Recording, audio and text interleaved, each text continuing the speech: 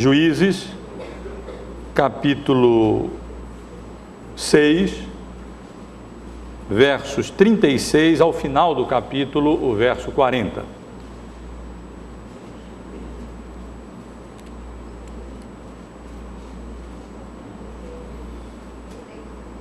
(36 a 40). Disse Gideão a Deus: se hás de livrar a Israel por meu intermédio, como disseste, eis que eu porei uma porção de lã na eira. Se o orvalho estiver somente nela, e seca a terra ao redor, então conhecerei que hás de livrar a Israel por meu intermédio, como disseste. E assim sucedeu, porque ao outro dia se levantou de madrugada e, apertando a lã do orvalho, dela espremeu uma taça cheia de água. Disse mais Gideão: não se acenda contra mim a tua ira, se ainda falar só esta vez. Rogo-te que mais esta vez faça eu a prova com a lã, que só a lã esteja seca e na terra ao redor haja orvalho. E Deus assim o fez naquela noite, pois só a lã estava seca e sobre a terra ao redor havia orvalho. No livro de Provérbios, eu quero ler alguns versículos com os irmãos, no capítulo de número 16, Provérbios 16,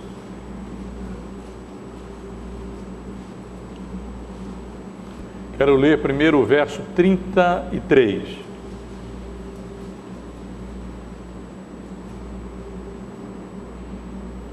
Provérbios 16, 33. A sorte se lança no regaço, mas do Senhor procede toda decisão. Ainda no capítulo 16, um pouco antes, vamos ler o verso 25. Há caminho que parece direito ao homem, mas afinal são caminhos de morte. E finalmente, no livro do profeta Jeremias,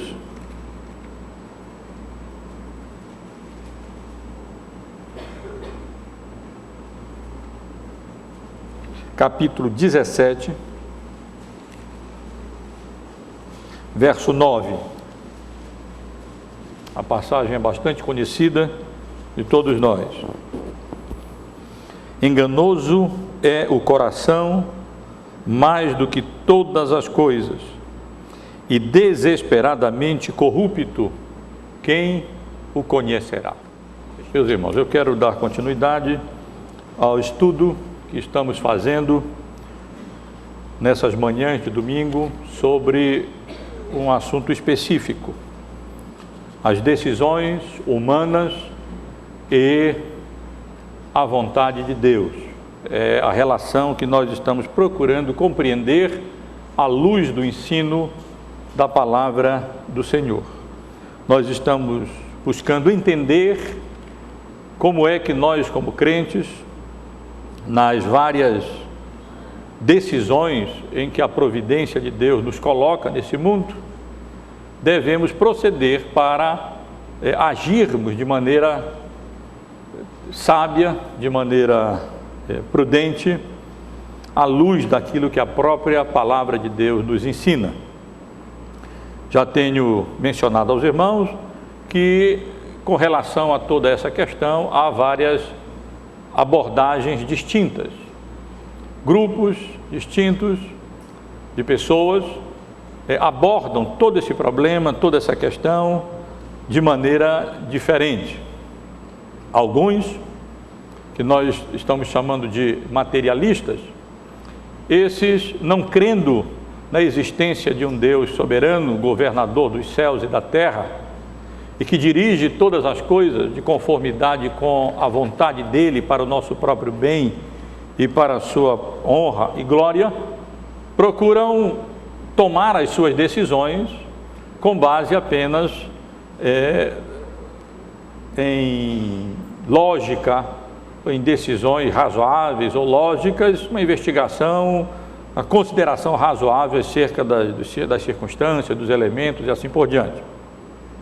Enquanto que outros, indo para o outro lado, estamos chamando de uma abordagem mística ou divinatória, procuram tomar as suas decisões, especialmente baseados em numa tentativa de, através de vários métodos, buscar a conhecer de antemão qual seria, então, a vontade de Deus ou a vontade dos deuses, no caso dos pagãos, ou do próprio destino, no que diz respeito à nossa vida. Então, tenho aqui já procurado avaliar criticamente alguns grupos dentro dessas abordagens. Já procurei avaliar aqui a abordagem materialista e também alguns grupos dentro da abordagem mística ou divinatória. A abordagem dos grupos pagãos e, especialmente no domingo passado, dos grupos pentecostais ou carismáticos, que procuram orientar as suas decisões, em grande parte, baseados em visões, em sonhos e em revelações, coisas essas, maneiras essas de falar próprias do Antigo Testamento, da antiga dispensação, mas imprópria para essa nova dispensação da graça, depois que o Espírito Santo de Deus nos foi concedido e habita no nosso coração, como promessa de que Ele nos guiaria em toda a verdade, e o Espírito Santo faz isso através da palavra de Deus, iluminando o nosso coração para compreendermos e discernirmos a vontade de Deus expressa nos princípios bíblicos revelados na sua palavra para a nossa vida. Meus irmãos, eu quero continuar avançando nessa abordagem crítica, nessa minha avaliação crítica a essas abordagens, começando a considerar com os irmãos, especialmente, alguns métodos evangélicos que são frequentemente utilizados, mas ainda dentro desse princípio da abordagem mística ou divinatória, de uma tentativa de basear as suas decisões em procurando compreender de antemão qual seria a vontade de Deus para a nossa vida.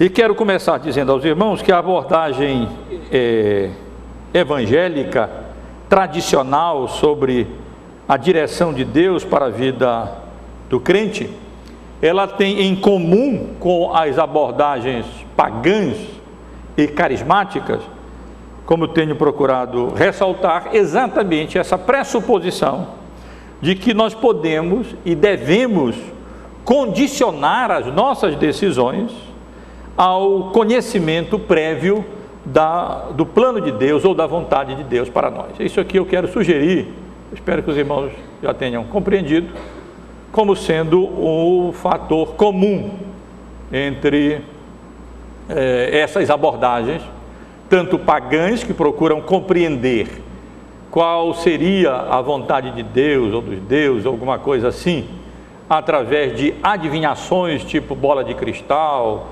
cartomancia, consulta aos mortos e assim por diante, bem como a abordagem, os métodos da abordagem pentecostal ou carismática, geralmente centralizados em revelações, visões, sonhos e coisas dessa natureza, mas sempre com o propósito de procurar de antemão alcançar um conhecimento prévio, uma revelação de uma maneira ou de outra daquilo que Deus quer então que nós decisamos. Me encontro numa determinada situação, tenho uma decisão a tomar e, de acordo com essa abordagem,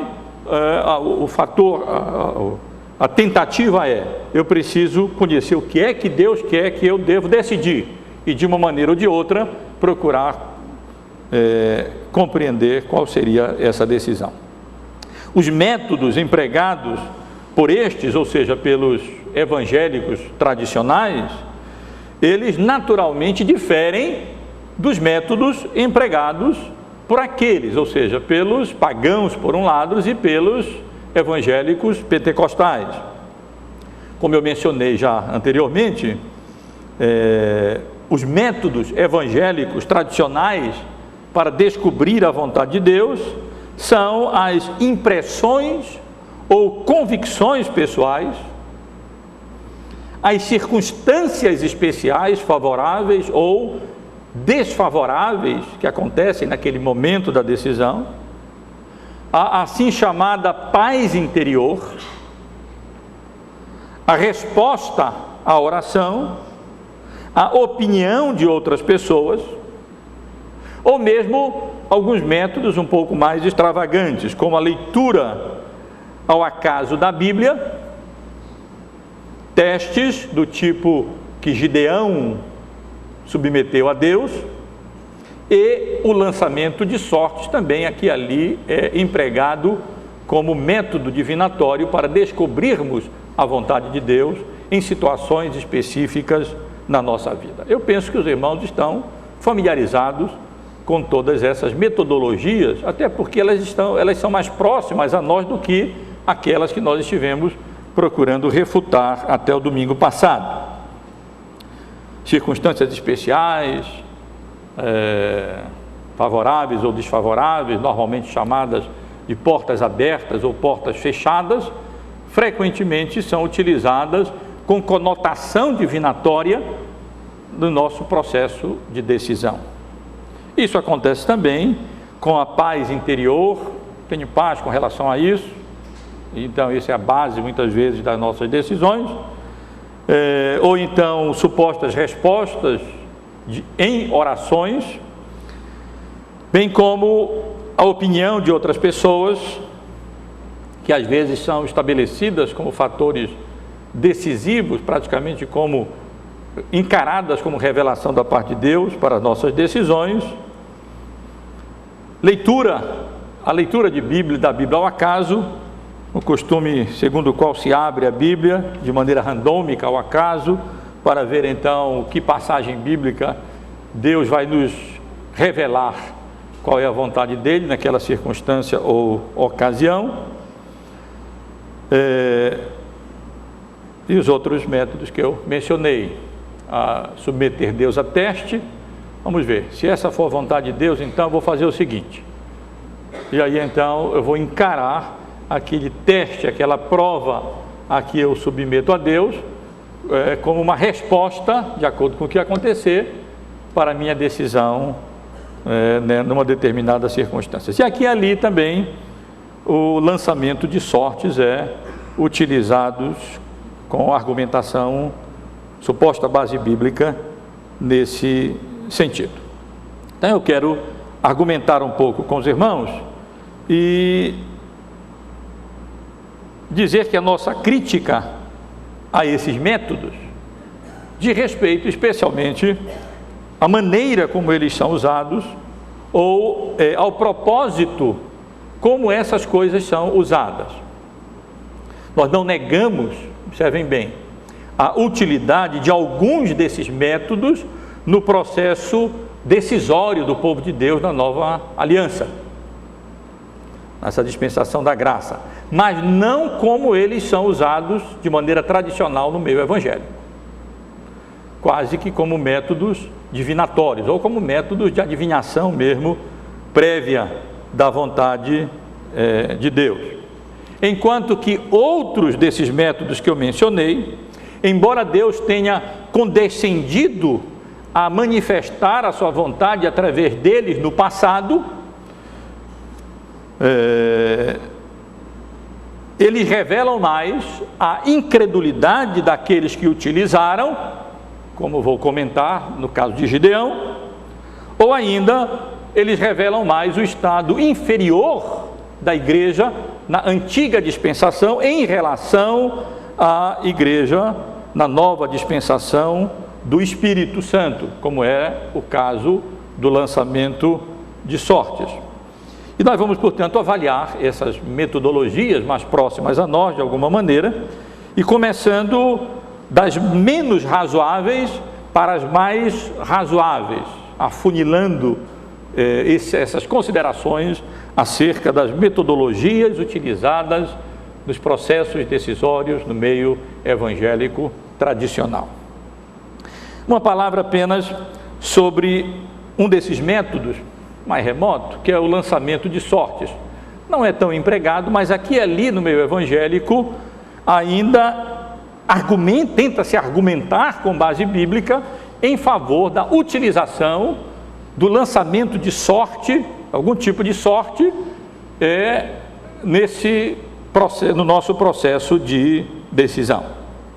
E o argumento utilizado é que esse era um método comum no Antigo Testamento, e realmente esse era um método relativamente comum no Antigo Testamento de se tomar decisões do tipo isso ou isso.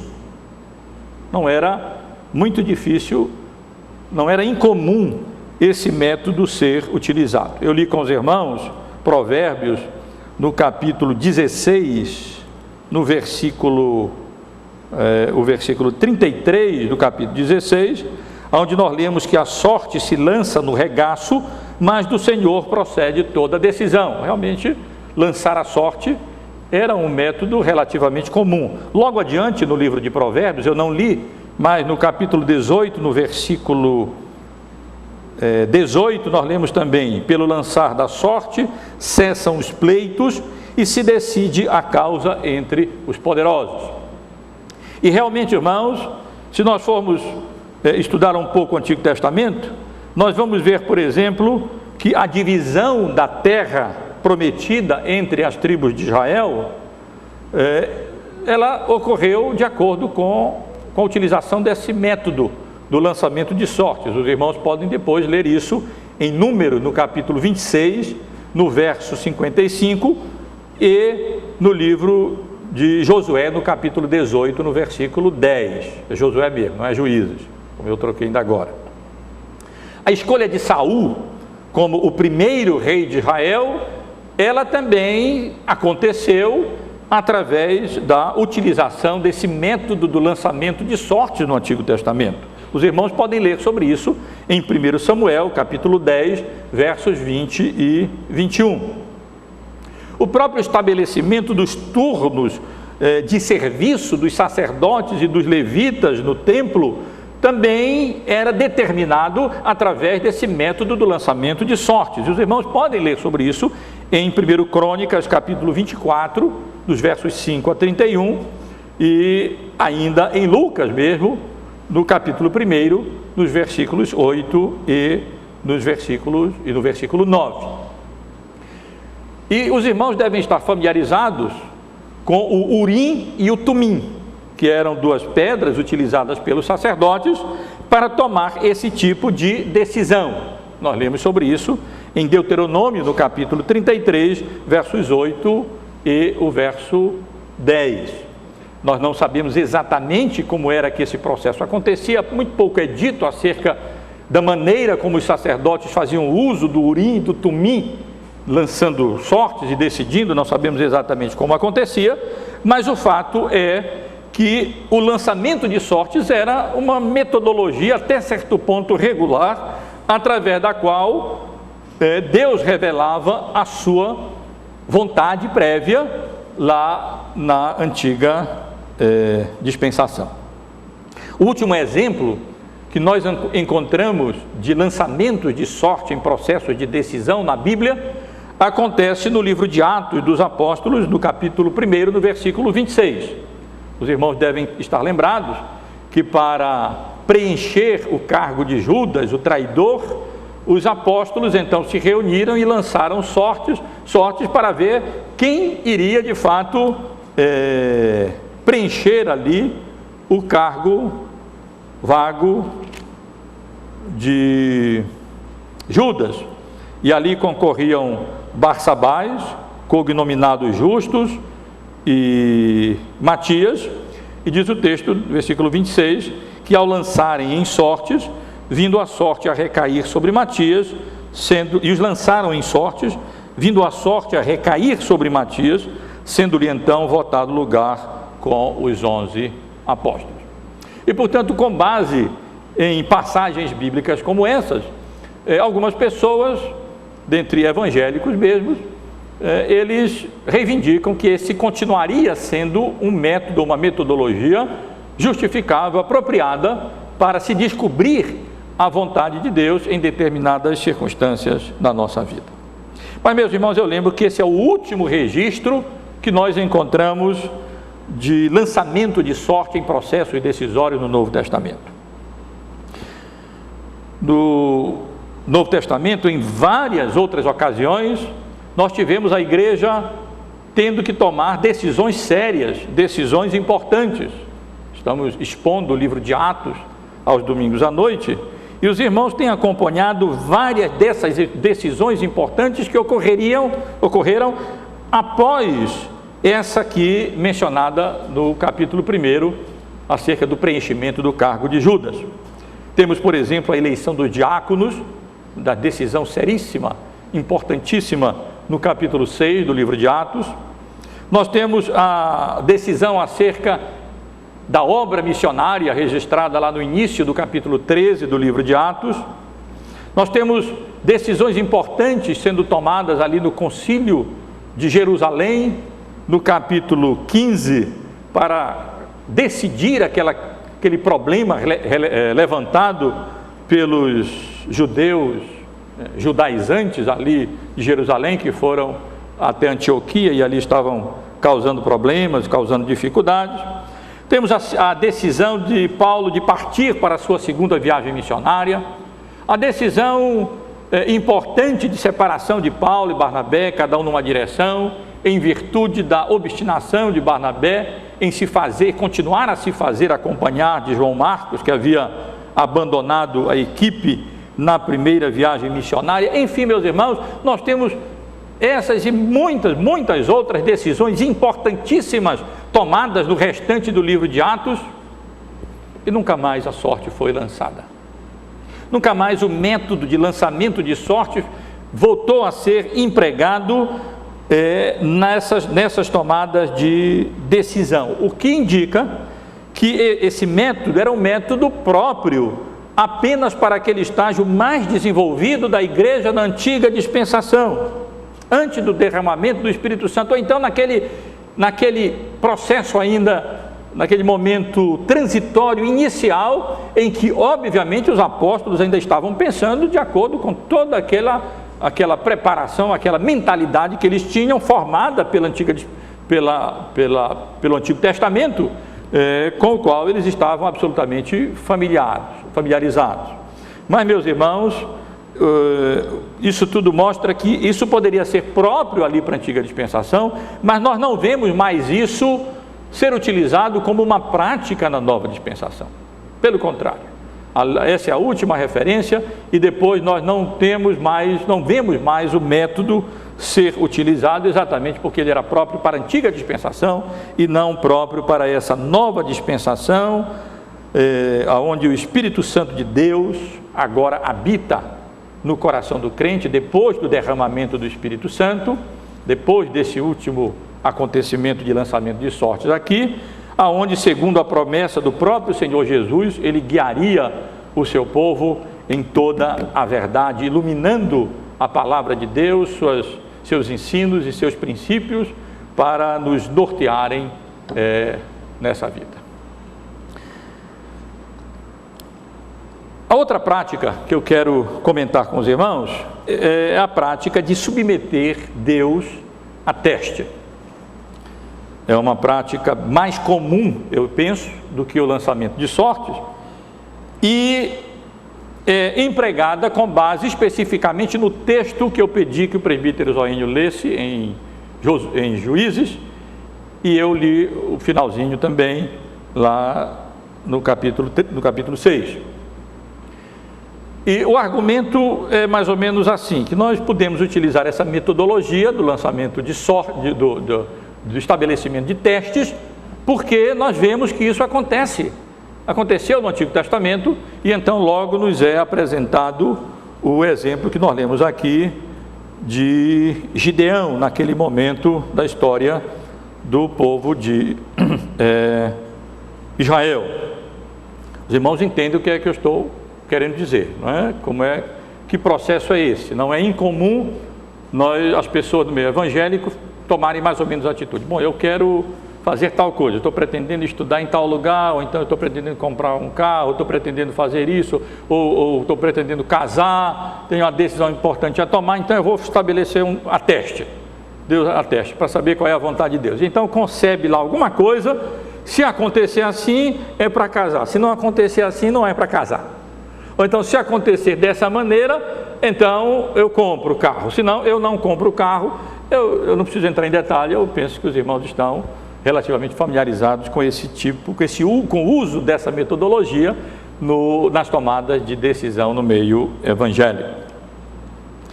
Mas, irmãos, se nós atentarmos para o contexto da passagem geralmente utilizada como fundamento para esse método de decisão, nós veremos que essa atitude de Gideão é uma demonstração de incredulidade dele. Nós não temos aqui alguma coisa aconselhável para nós, não. Nós temos um ato desaconselhável. É importante nós sempre observarmos o contexto e não tomarmos as passagens bíblicas fora do seu contexto. Na verdade, o teste de Gideão, ou o teste que Gideão submeteu a Deus para saber se era de fato a sua vontade, se Deus de fato iria libertar Israel por seu intermédio, indica que Gideão estava na realidade duvidando de maneira incrédula da comissão direta de Deus. Deus havia, de maneira extraordinária, comissionado diretamente Gideão como libertador, como um dos juízes, libertador ali do povo de Israel. Eu pedi ao presbítero Zoínio que lesse a partir do versículo 10, porque nesses versículos nós temos exatamente isso. Eu sou o Senhor vosso Deus, não temais aos deuses dos amorreus, em cuja terra habitais, contudo desse ouvido a minha voz. Então ele passa a comissionar de fato ali Gideão a realizar aquela tarefa. Não havia dúvida quanto à vocação dele. Também não havia dúvida acerca da capacitação que Deus havia dado a ele para a realização da sua tarefa de libertar Israel da opressão dos midianitas. Deus havia mandado, Deus havia ordenado, Deus havia capacitado. Ele de fato, quando agiu, viu que de fato Deus era com ele nesse sentido. E o que nós encontramos aqui a partir do versículo 36 do capítulo 6 do livro de Juízes é exatamente uma manifestação de uma tremenda incredulidade, fraqueza de Gideão. Ele, como se não tivesse certo ainda qual era a vontade de Deus, inseguro de que Deus estaria com ele e com falta de confiança na vontade ali soberana de Deus e no poder de Deus acerca disso, é que Gideão disse: se hás de livrar a Israel por meu intermédio, como disseste, então porei uma porção de lã na eira. E aí pegou uma porção de lã, colocou de tal maneira que pudesse pegar o orvalho da noite e disse: bom, então se for, estabeleceu esse teste. Então, se for a tua vontade mesmo que eu liberte Israel, ele já sabia que era a vontade dele, Deus já tinha dito isso. Então, que a lã fique molhada e que ao redor fique tudo seco. De fato, de manhã ele foi lá e a lã estava tão molhada que deu para encher uma taça de água quando se apertou a lã. E, no entanto, ele ainda não creu e tudo seco ao redor. E ele ainda não creu e no outro dia submeteu ao teste contrário. Pois bem, então, se é a tua vontade, que agora aconteça o contrário. E a lã fique seca e ao redor tudo molhado. E foi exatamente assim que aconteceu. Mas perceba em primeiro lugar, meus irmãos, que isso tudo foi manifestação de incredulidade de Gideão e que não serve de exemplo para nós procedermos da maneira como ele procedeu. E o fato de Deus haver condescendido e feito como Gideão pediu, por outro lado, revela a longanimidade de Deus e a misericórdia de Deus para com a incredulidade de Gideão. O Senhor Deus age assim conosco, age assim com o seu povo. Os irmãos devem lembrar mais ou menos da incredulidade ali, da fraqueza de Moisés, quando chamado por Deus para ser libertador do seu povo. Deus disse que ele iria falar com ele, Moisés não queria, ele não tinha palavra, não sabia falar bem, e lá pelas tantas Deus concede em estabelecer Arão como seu profeta, pela fraqueza de Moisés ali, em obedecer, crer e obedecer de fato à vontade de Deus. E assim meus irmãos, e Gideão tinha tanta consciência de que ele já estava abusando da paciência do Senhor Deus, que ele diz mesmo: não se acenda contra mim a tua ira, se ainda mais uma vez rogo-te, mais esta vez rogo-te, perdoe, irmão, não se acenda contra mim a tua ira, se ainda falar mais esta vez, rogo-te, pois, que esta vez faça eu a prova da lã, que só a lã esteja seca e na terra ao redor não haja orvalho. Meus irmãos, nós somos gratos a Deus, porque Deus demonstra a longanimidade dele e a misericórdia dele para conosco, diante das nossas fraquezas, diante da nossa incredulidade no poder de Deus e na fidelidade de Deus. Mas nós não devemos abusar da paciência divina e nós não devemos utilizar metodologias que expressam incredulidade e que expressam falta de confiança na vontade explícita de Deus, revelada na sua palavra, no caso lá, a palavra direta de Deus a Gideão, para nós, palavra de Deus claramente exposta nas Escrituras, e assim utilizar testes ou métodos que não servem não deveriam de maneira nenhuma servir de exemplo para nós.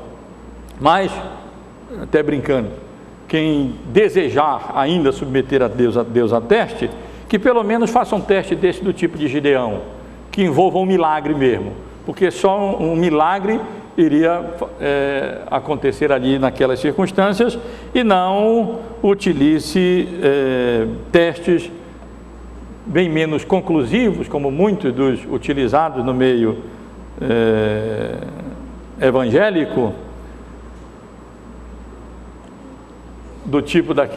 quase do tipo daqueles que as crianças utilizam nas provas de teste de marcar.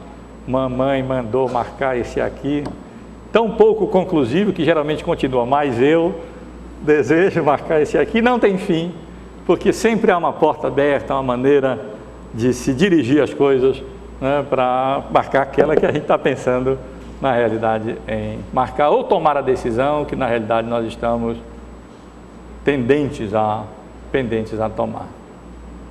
Não é um exemplo digno de ser seguido, nós rejeitamos essa metodologia de submeter Deus a testes para descobrir de antemão qual é a vontade dele, como fez Gideão, e assim procedermos nós também.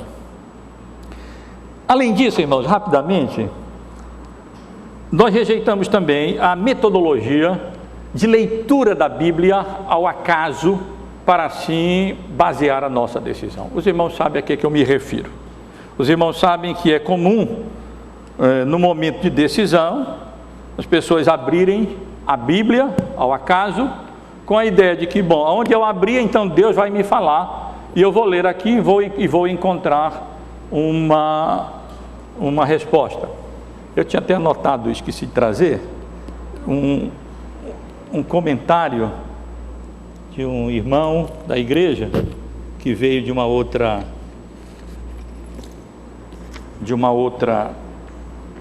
denominação, e ele me comentou um pouco comigo sobre como é que isso é utilizado em algumas igrejas de maneira assim muito até relativamente já bem desenvolvido. Ele comentou mais ou menos assim: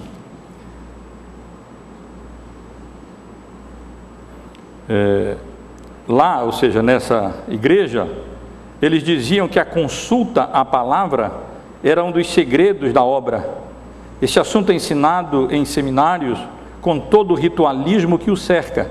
Deve-se primeiro clamar pelo sangue de Jesus para que o Espírito envolva a pessoa, depois deve-se fazer um questionamento, entre aspas, essa visão, revelação, etc., vem de ti, Senhor? Então deve-se abrir a Bíblia, preferencialmente em número de 3 vezes, e checar se as palavras foram positivas ou negativas. Se positivo, o assunto está confirmado e tem tanto valor quanto qualquer outro mandamento, mesmo que seja ilógico, absurdo ou antibíblico. E aí ele passa a lembrar, a mencionar um caso, um exemplo, que eu penso que isso aqui já ilustra mais ou menos, que é uma prática muito mais ordinária e muito mais comum do que se imagina, já com certa, já regulamentada, devidamente regulamentada às vezes em algumas denominações, sobre como deve se utilizar esse ritual de descobrir de antemão a vontade de Deus pela abertura da Bíblia de maneira ao acaso, nessa referência mencionada, nessa ilustração, 3 vezes, para então checar essa resposta positiva. Não bastaram as 2 de Gideão, 3, por que não 4, por que não 5, por que não tantas vezes ali, para ver se se encontra assim uma resposta da parte de Deus para as nossas decisões. Meus irmãos, é evidente que esse é um método semelhante aos 2 que eu mencionei para os irmãos. E ele não difere em essência das metodologias utilizadas por incrédulos, por pagãos, para descobrir qual é a vontade dos deuses: bola de cristal, consulta às cartas, búzios e coisas dessa natureza. Eu até pensando sobre essa utilização, queria dar um nome para ela, e acho que o nome bibliomancia seria um termo apropriado a ser utilizado, porque em essência não faz muita diferença da cartomancia ou da necromancia, apenas utiliza-se um outro instrumento, a Bíblia, como uma bola de cristal ou uma maneira mística, divinatória, para se descobrir qual seria a vontade de Deus para a nossa vida. Eu não vou me delongar refutando essa metodologia, ela não é bíblica, nem para o Antigo Testamento, nem para o Novo Testamento, e ao meu ver, essa prática é condenada pelas mesmas passagens bíblicas que eu já citei em outros estudos anteriormente, onde os métodos pagãos divinatórios são condenados nas Escrituras, como por exemplo Deuteronômio capítulo 18, versos 9 a 14, 1 Crônicas 10, 13 a 14, Isaías 8, 19 a 20 e assim por diante. Mas são metodologias frequentemente empregadas.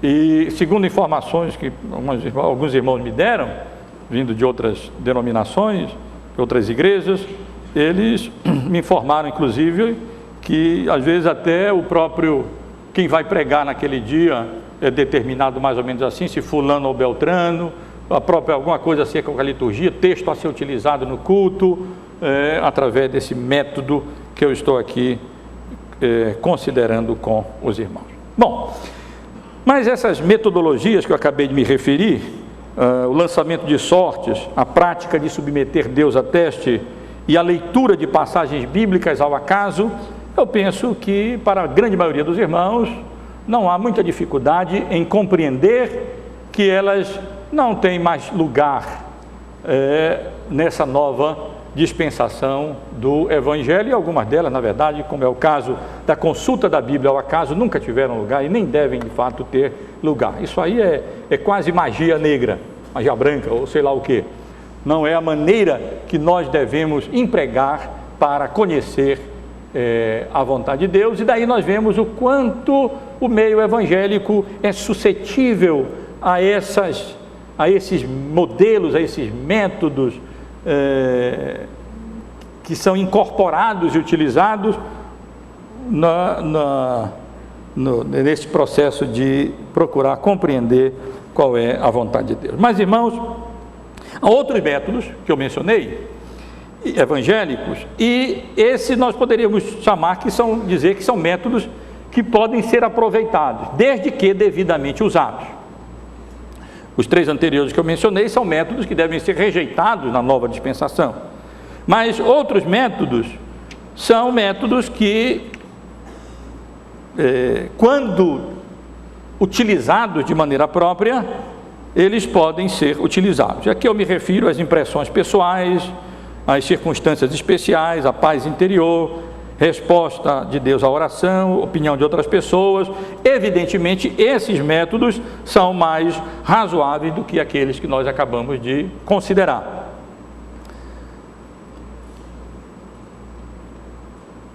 Mas não como frequentemente eles são empregados, como se fossem um método, uma maneira através da qual nós podemos descobrir de maneira prévia qual é a vontade de Deus. Observem que isso pode ser utilizado de uma maneira ou de outra maneira, como eu quero verificar com os irmãos.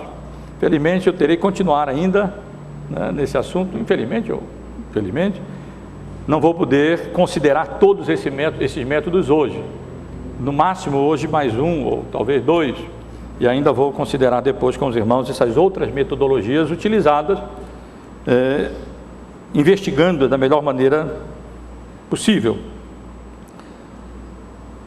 Agora, esses métodos, eles podem exercer, de fato, e exercem um papel em nossa decisão, mas ressalvo, não como normalmente eles são empregados. Deixa eu considerar em primeiro lugar as impressões ou convicções pessoais como método de descobrir a vontade de Deus ou para a nossa vida. Os irmãos sabem o que é que eu me refiro.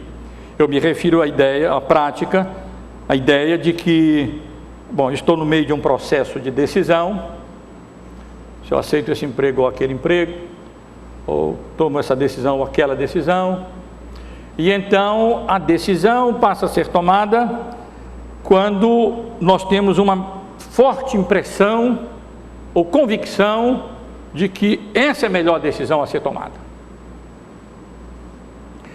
E o problema geralmente ocorre quando essa impressão ou essa convicção pessoal é encarada como se fosse uma revelação.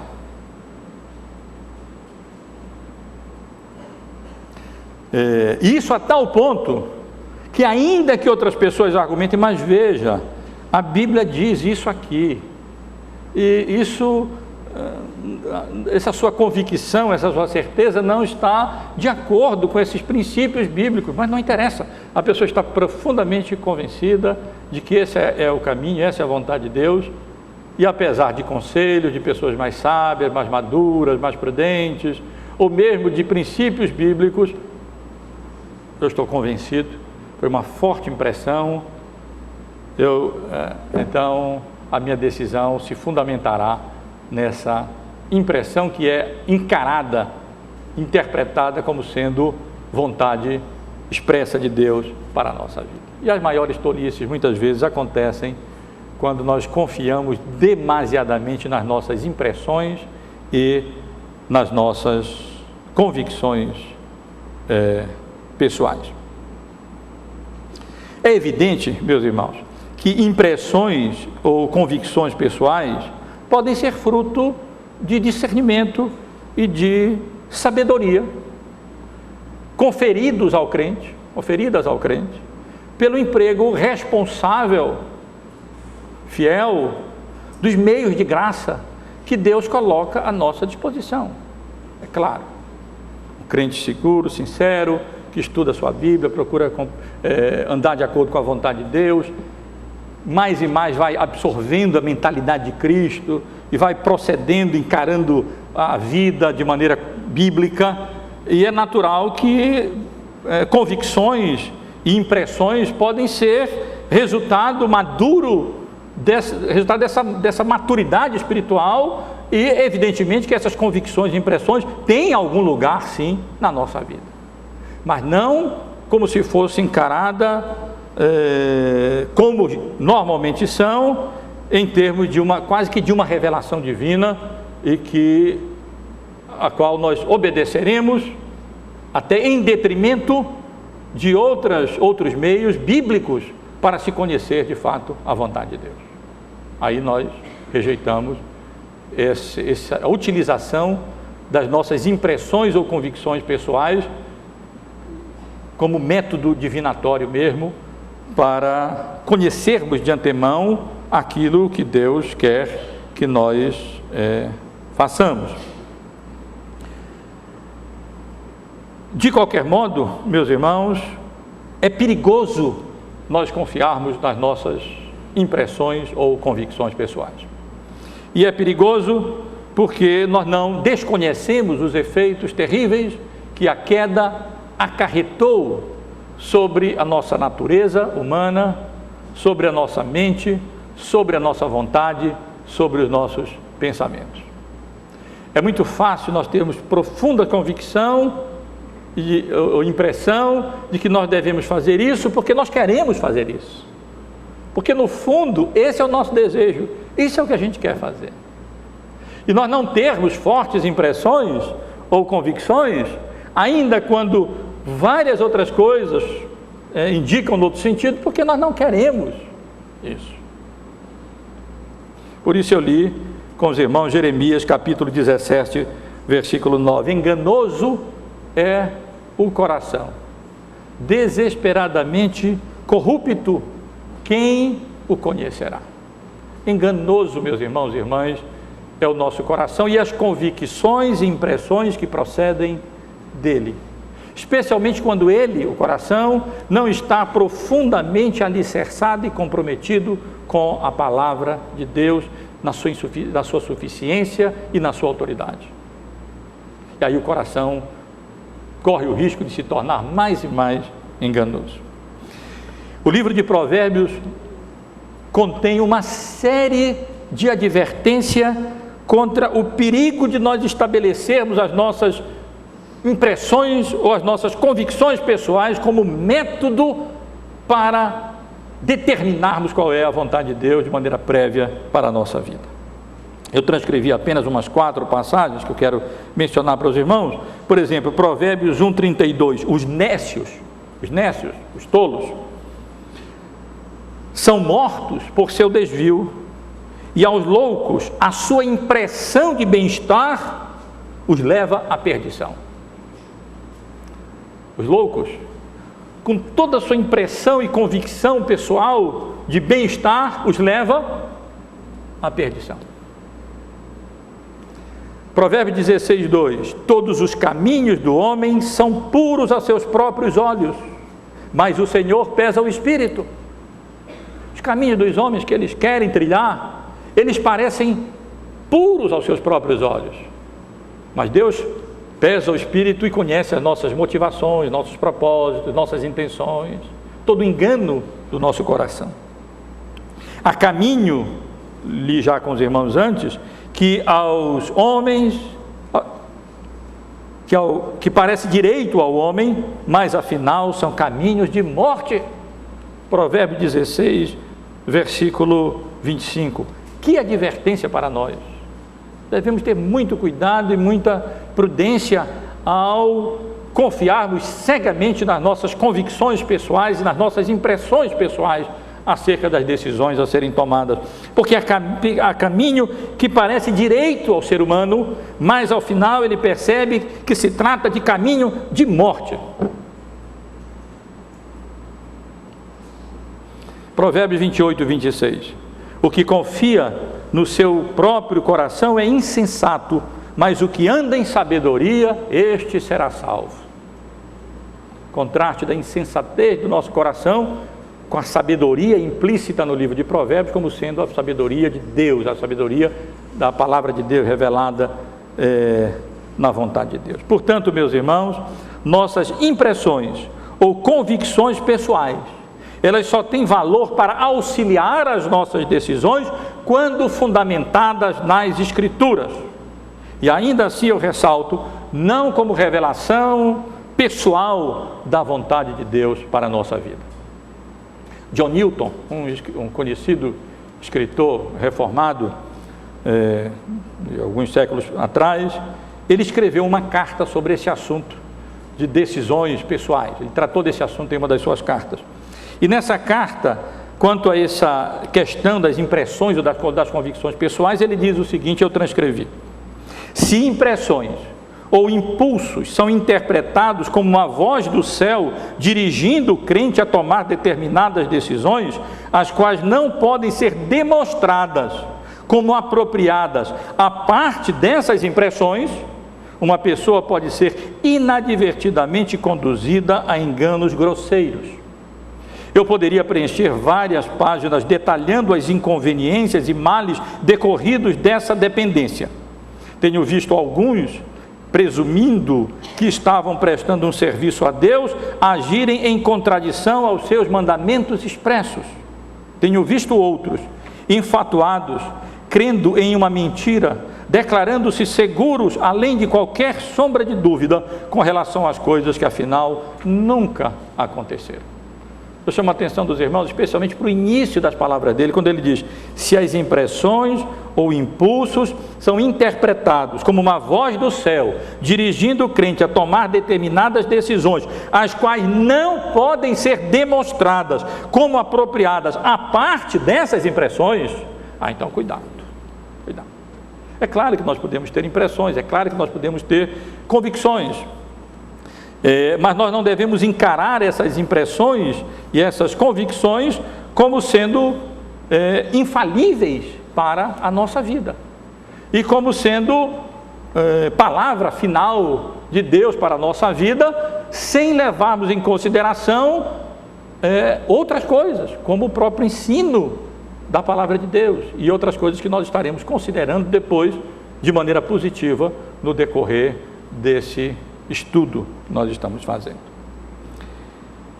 Eu quero tratar ainda de um último método, uma última metodologia empregada entre os evangélicos para a determinação da vontade de Deus. Considerei essa questão das impressões pessoais. É claro que elas têm algum papel na nossa vida. Elas podem ser frutos, como eu disse, e procurei ressaltar, de sabedoria, de um crente que anda de acordo com a vontade de Deus, e então, chegando naquele momento, ele já tem a sabedoria do alto para, com convicção e com firmeza, tomar as suas decisões. No entanto, meus irmãos, precisamos ter cuidado, porque o coração é enganoso, como mencionei, há caminhos que parecem direito a nós, mas afinal são caminhos de morte. Chegam duas pessoas comigo para se aconselharem acerca desse assunto, e uma disse: pastor, eu estou convencido que essa é a decisão que eu devo tomar. Tenho essa convicção de que é a melhor decisão a ser tomada. E o pano de fundo desse irmão ou dessa irmã é aquele de uma pessoa pouco comprometida com o Evangelho, que não demonstra sabedoria, não procura de fato buscar na palavra de Deus, andar de conformidade com os ensinos e com os princípios da palavra de Deus. Eu vou ficar profundamente receoso. Mas se outra pessoa diz as mesmas palavras, mas a pessoa é conhecida como um crente maduro, que procura buscar conhecer e compreender a vontade de Deus revelada na sua palavra, então eu vou encarar essa convicção de maneira bem diferente, como expressão de sabedoria natural, da utilização madura da palavra de Deus, do crescimento na graça, na vontade de Deus, de tal maneira que o crente vai crescendo de fato nas suas convicções. Eu quero só considerar um outro método, irmãos, no máximo que o tempo me permite, a questão das circunstâncias especiais como método para orientar as nossas decisões. O que é que eu quero dizer por circunstâncias especiais? No meio evangélico, frequentemente alguns acontecimentos especiais, favoráveis ou desfavoráveis, que venham a acontecer, ocorrer, nesses momentos cruciais de decisão da vida, eles são frequentemente interpretados como sendo indicações da vontade de Deus. Essas circunstâncias especiais são geralmente entendidas como portas abertas ou fechadas. E então, são encaradas como se fossem placas de sinalização apontando o caminho. Siga por aqui ou não siga por aqui. Portas abertas ou portas fechadas, encaradas como indicação prévia da vontade de Deus acerca do caminho que nós devemos seguir ou não seguir. Eu também entendo que os irmãos estão bem familiarizados com a adoção dessa prática. As supostas bases bíblicas para essa prática, que se assim aplicada também é divinatória, são as palavras do apóstolo Paulo em 2 Coríntios 2,12, onde ele afirma que encontrou uma porta aberta para pregar o evangelho em Troade. Em 1 Coríntios 16,9, onde nós lemos: porque uma grande porta e oportuna para o trabalho se me abriu. E o seu pedido aos Colossenses, em Colossenses 4, 3 e 4: suplicai ao mesmo tempo também por nós, para que Deus nos abra porta à palavra, a fim de falarmos do mistério de Cristo, pelo qual estou algemado, para que eu o manifeste como devo fazer. Essas 3 referências bíblicas, especialmente, palavra do apóstolo Paulo, todas elas, ele fala de portas abertas para pregar o evangelho, uma grande porta aberta de oportunidade para o trabalho, que se abriu para ele, e também suplica a igreja de Colossos que ore por ele, para que Deus abra a porta à pregação da palavra. Mas eu volto a chamar a atenção dos irmãos: não devemos interpretar textos fora do seu contexto. E se nós formos atentar para o contexto dessas 3 passagens bíblicas, nós vamos ver que nenhuma dessas passagens está tratando de métodos para decisão. Aqui o apóstolo Paulo não está considerando nenhuma delas. Quer ver? Nós podemos observar rapidamente. Por exemplo, a oportunidade para pregar o evangelho em Troade, que Paulo menciona, os irmãos conhecem bem a passagem, foi considerada para ele como uma porta aberta, não a priori, mas a posteriori, ou seja, não de antemão, mas depois. Depois é que o apóstolo Paulo escrevendo, os irmãos conhecem bem o texto lá de 1 Coríntios, 2 Coríntios, então ele menciona que quando chegou em Troade, não encontrando Tito, se não me falha a memória, ansioso sobre como a primeira carta havia sido recebida pela igreja de Corinto, então ele diz: olha, eu cheguei em Troade, encontrei uma porta aberta, quer dizer, eu encontrei bastante oportunidade para pregar o evangelho, e na verdade ele nem aproveitou aquela porta aberta, porque não teve tranquilidade no seu espírito para anunciar o evangelho ali.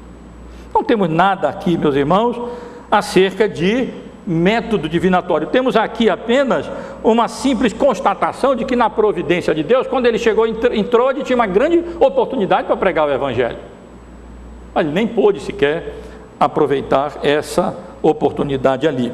A segunda referência aos Coríntios trata-se de uma simples explicação.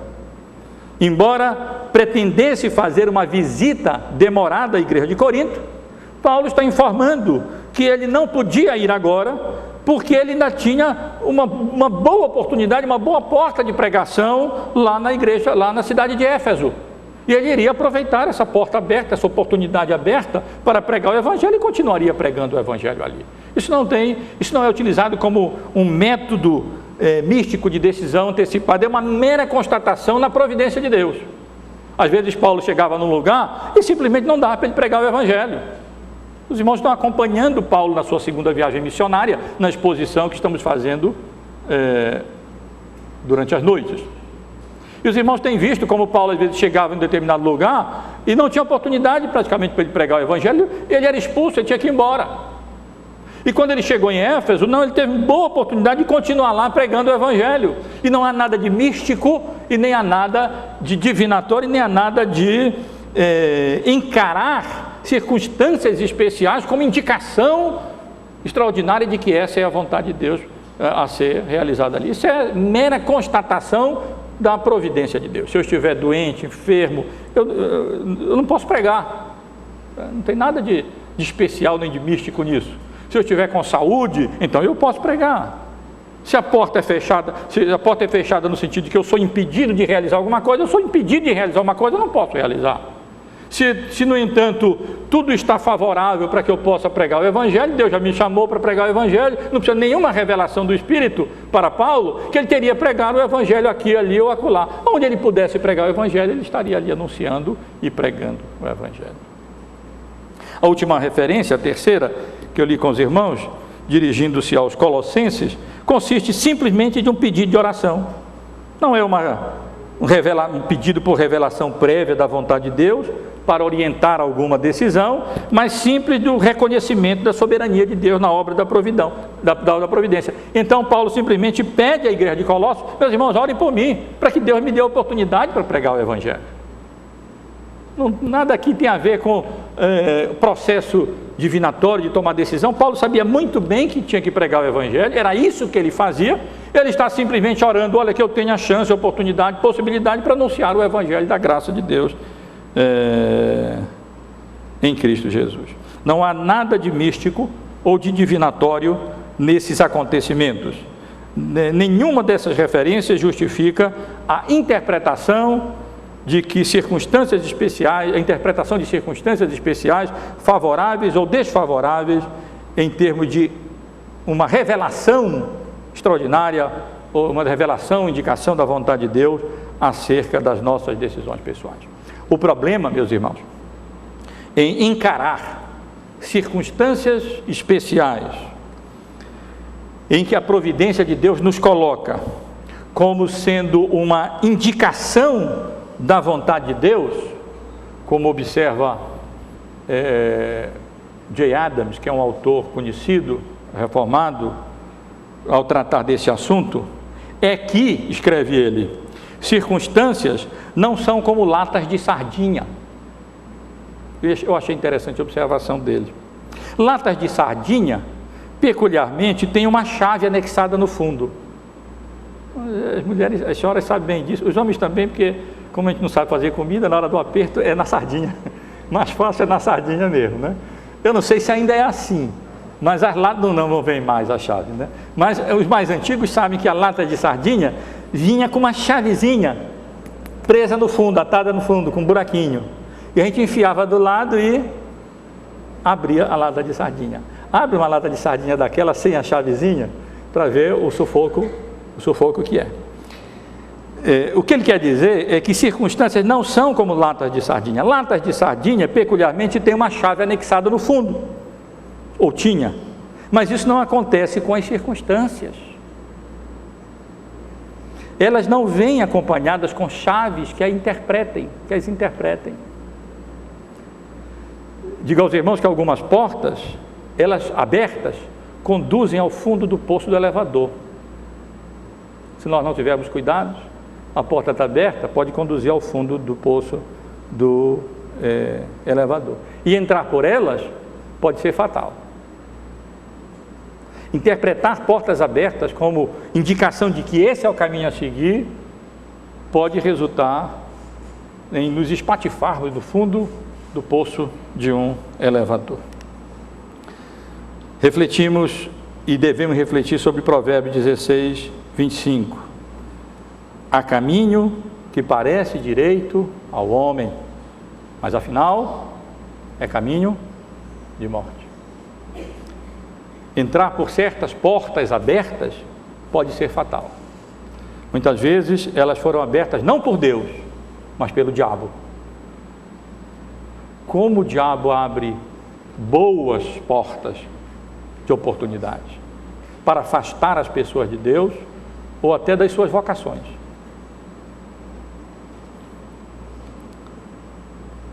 Eu tenho para mim mesmo uma ilustração da minha própria vida. Quando Deus me chamou para o ministério, naquelas circunstâncias em que, pela palavra de Deus, pela convicção interna e por várias outras razões, inclusive externas da igreja, como a fé reformada ressalta que a convicção não é confirmada simplesmente por convicção interna, a vocação, mas também pelo reconhecimento externo por parte da igreja, o equilíbrio sobre essas coisas na hora da tomada de decisão, no que diz respeito à vocação, que não inclui apenas sentimentos ou sensações internas, mas o reconhecimento externo. Eu lembro que o diabo abriu muitas portas para mim.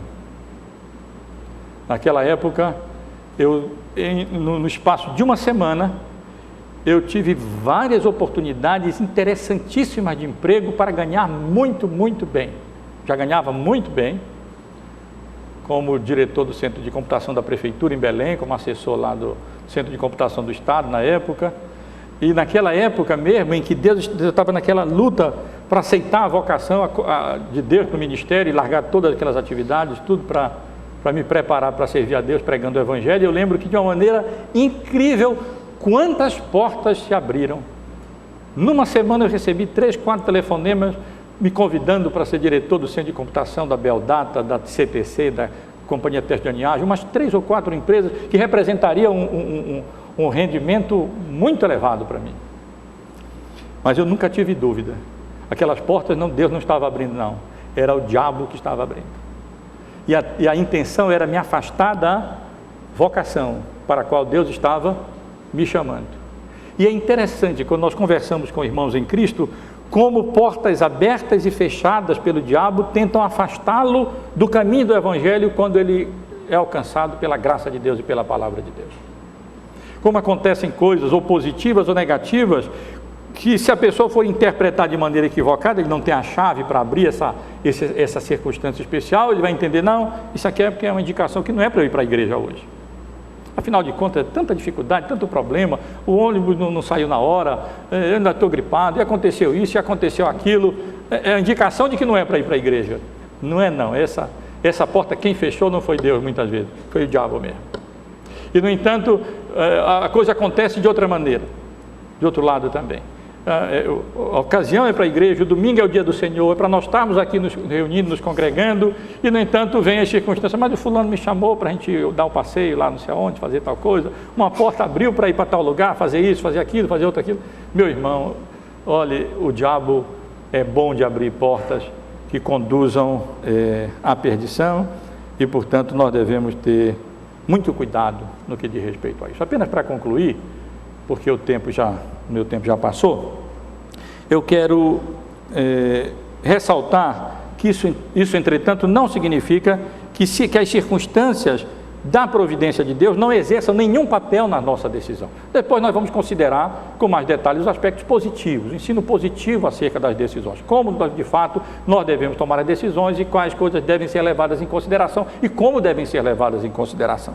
Mas eu adianto que é claro que isso não significa que as circunstâncias especiais não tenham nenhum papel na nossa vida. Nós devemos considerá-las sim e sabemos que... mas não como meio, encarando-as como meio de conhecermos de antemão a vontade de Deus nesse sentido místico, nesse sentido divinatório. Deixa-me concluir apenas com um exemplo hipotético.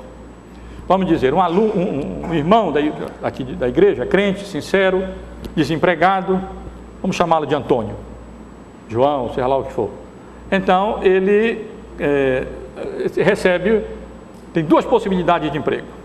Uma em Abaetetuba, eu escolhi Abaetetuba aleatoriamente. Abaetetuba não, então não vale Abaetetuba, o Anoldo de Abaetetuba. Mas deixa lá Abaetetuba. Ou então, outra nada a ver, viu, Anoldo? Outra oportunidade, digamos, na cidade de Capanema. 2 boas possibilidades de emprego, ele está desempregado, tem a família para sustentar. Nada mais natural que nessa decisão ele tenha que realmente estar aqui procurando um emprego. Mas e aí? Eu vou para Abaetetuba ou vou para Capanema? Então, eis que nesse exato momento, nessa circunstância em que ele está para tomar essa decisão entre essas 2 propostas de emprego, ele sabe que em Abaetetuba, digamos, eu nem sei se é a realidade, mas lá não tem uma igreja evangélica boa na sua denominação, ou então que ele possa seguir, e ali seus filhos podem ser instruídos no temor do Senhor. Mas ele ouviu que exatamente nessas circunstâncias, é hipotético, nem é tão hipotético assim essa parte. Um bom pastor foi designado para a igreja de Capanema, dentro da sua denominação. Um pastor que expõe a palavra de Deus, um pastor sério. Meus irmãos e irmãs, ninguém precisa encarar isso como uma indicação, uma revelação da parte de Deus, mas evidentemente que esse fator, essa circunstância, deve ser levada na consideração do Antônio quando ele for tomar a decisão dele. E ele, sabendo que o destino eterno da sua alma e dos seus filhos é mais importante ainda do que o seu sustento, evidentemente que, se for apenas isso e não houver outras circunstâncias, ele vai tender em ir para Capanema, aceitar aquele emprego, ao invés de ir para Abaetetuba. Que Deus nos abençoe, meus irmãos, nesse sentido, nos dê graça e a gente evite esses métodos divinatórios, místicos, de se compreender a vontade de Deus, que se confundem muitas vezes com práticas mais pagãs do que bíblicas, e com a graça dele nós cresçamos e amadureçamos na compreensão da palavra de Deus, da vontade dele, dos princípios bíblicos, e com a graça dele possamos tomar decisões cada vez mais maduras, mais firmadas na vontade de Deus, para o nosso próprio bem, para o bem das nossas próprias famílias e para o bem da própria igreja e para a honra e glória do Senhor.